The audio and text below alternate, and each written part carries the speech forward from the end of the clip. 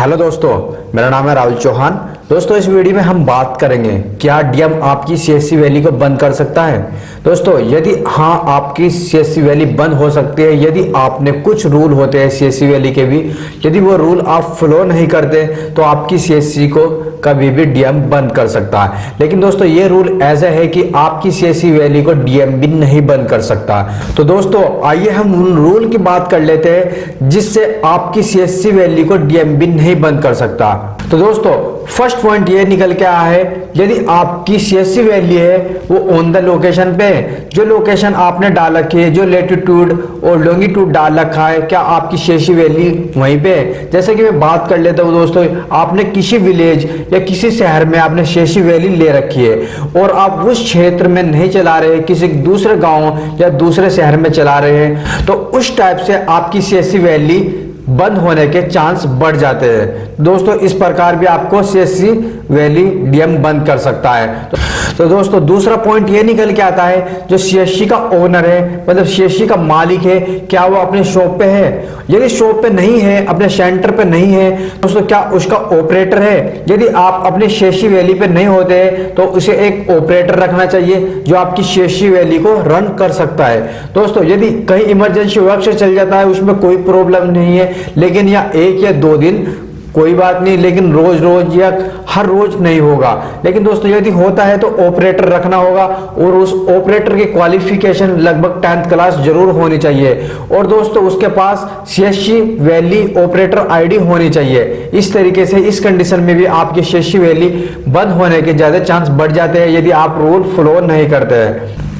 तो दोस्तों, तीसरे पॉइंट निकल के आता है सीएससी सर्टिफिकेट। यदि ओनर है और ओनर ने सीएससी सर्टिफिकेट नहीं है तो उस कंडीशन में भी आपका सीएससी बंद होने के चांस बढ़ जाते हैं। इस तरीके से आपको सीएससी का सर्टिफिकेट होना अनिवार्य है। दोस्तों, फोर्थ रूल यह है कि सिस्टम मैनेजमेंट, आपके पास सिस्टम कंप्लीट होना चाहिए और जो ये सिस्टम है ये बिल्कुल कंप्लीट होना चाहिए। इसमें आपको एक भी सिस्टम की कमी नहीं होनी चाहिए।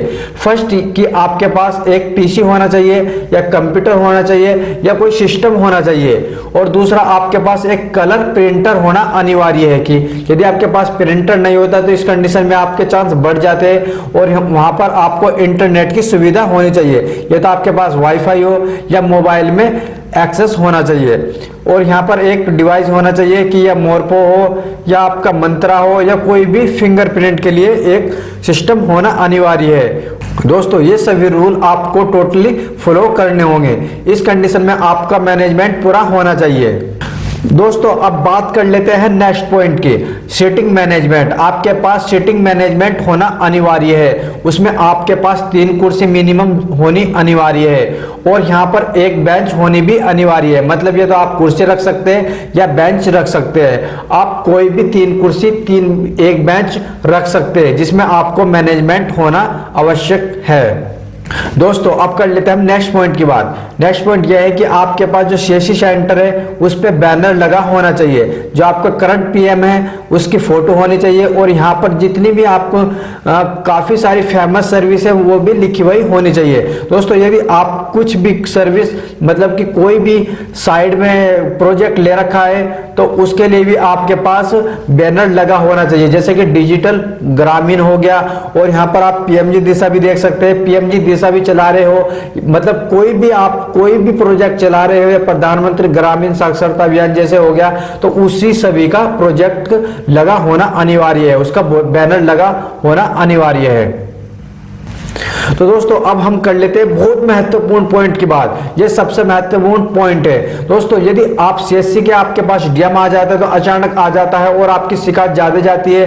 दोस्तों, यदि शिकायत भी नहीं जाती तो आपके पास ये रेट कार्ड लिस्ट होनी अनिवार्य है जिसपे हर चीज का रेट लिखा हुआ होना चाहिए कि कौन सी सर्विस के आप कितने पैसे ले रहे हैं। जैसे कि पैन कार्ड हो गया तो पैन कार्ड के यहाँ पर 150 रुपए लिख रखे हैं, तो इस हिसाब से आप जितने भी पैसे ले रहे हैं, गवर्नमेंट की साइड से कितने पैसे ले रहे हैं, तो आपको रेट कार्ड लिखा अनिवार्य होगा। यदि आप रेट कार्ड नहीं लिखते तो उस कंडीशन में आपको ज्यादा जुर्माना भुगतना पड़ सकता है और आपकी सीएससी भी बंद हो सकती है। तो दोस्तों, आपको अपने सीएससी कार्ड पे रेट कार्ड लिखना अनिवार्य होगा। चाहे आप कोई भी सर्विस चला रहे हैं उसका आपको रेट कार्ड लिखना अनिवार्य होगा। यदि आप डीजी पे चला रहे हो तो डीजी पे कितना कमीशन, कितना % आप ले रहे हैं, जैसे कि 100 रुपए पे कितना ले रहे हो और आप 2000 पे कितना ले रहे हो। यदि आपकी जितना भी आपकी डिमांड है उसका आपको भी रेट कार्ड लगाना अनिवार्य होगा। तो इस तौर पे आपकी सीएससी बंद होने से बच सकती है। दोस्तों आपको रेट कार्ड लिखना अनिवार्य होगा। ये दोस्तों अब कर लेते हैं हम नेक्स्ट पॉइंट की बात। जैसे कि कोविड-19 चल रहा है तो उसकी सुरक्षा के लिए आपको बहुत महत्वपूर्ण कदम उठाने होंगे। जैसे कि आपको मास्क लगा के रखना होगा और आपको ये मास्क आप अपने डेस्क में भी रखना होगा। यदि आप कोई ऐसा बंदा आ जाता है जिस मास्क नहीं होता है उसे आपको मास्क देना पड़ सकता है। दोस्तों जैसे कि सैनिटाइजर है, सैनिटाइजर भी आपको रखना होगा। बिना सैनिटाइजर के भी आपको प्रॉब्लम आ सकती है।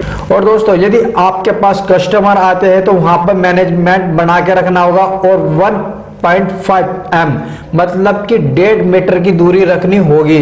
और दोस्तों इस तरीके से आपकी सीएससी आराम से सेव रहेगी और आप आराम से अपना काम कर सकते हैं। इस तरीके से ये नई न्यू अपडेट है। यदि आपकी सीएससी पे डीएम भी आ जाता है तो आपकी सीएससी को कोई बंद करने वाला नहीं है दोस्तों। तो इस तरीके से आपकी सीएससी सुरक्षित है, सिक्योर है और आप काम करते रहिए दोस्तों, आपको कोई प्रॉब्लम नहीं आएगी।